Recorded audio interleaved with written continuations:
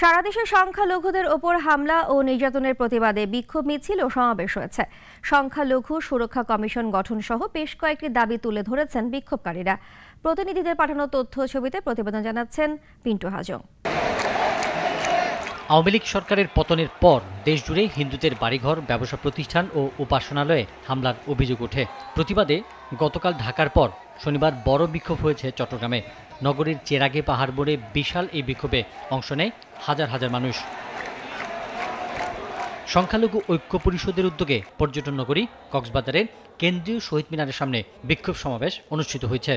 বক্তারা সংখ্যালঘু সুরক্ষা কমিশন, সংখ্যালঘু মন্ত্রণালয় ও সংসদে 10% প্রতিনিধিত্ব সহ 8 দফা দাবি জানান। কেউ এখানে কোথাও উড়ে এসে জুড়ে বসে নাই।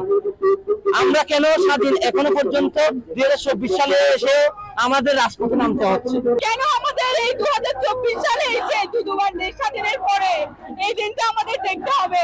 আমরা কেন বারবার এই দুষ্কৃতকারীদের হত্যার হামলা শিকার হচ্ছে? আমরা শুধুমাত্র হিন্দু সমাজটা কেন? সংখ্যালঘু নির্যাতন, মন্দির ও বসতবাড়িতে হামলা, ভাঙচুর, অগ্নিসংযোগকারীদের শাস্তি ও সংখ্যালঘু সুরক্ষা আইন প্রণয়ন সহ 4 দফা দাবিতে রাজবাড়ীতেও মানববন্ধন হয়েছে। চাঁদপুরে একটি বৈঠকে সনাতনী ছাত্র যুবক জনতা মিলে একটি সমন্বয় কমিটি করা হয়। একই সাথে তারা কোটা আন্দোলনে নিহতদের স্মরণে প্রদীপ প্রজ্বলন করেন। সংখ্যালঘুদের উপর হামলার প্রতিবাদে ও সুরক্ষা নিশ্চিত করার দাবিতে মানববন্ধন, বিক্ষোভ মিছিল সমাবেশ হয়েছে নারায়ণগঞ্জেও। এছাড়াও দেশব্যাপী সনাতন ধর্মাবলম্বীদের বিভিন্ন বাসভবনে অগ্নিসংযোগ ও মন্দিরে হামলার প্রতিবাদে লক্ষ্মীপুরে মানববন্ধন ও বিক্ষোভ সমাবেশ হয়েছে।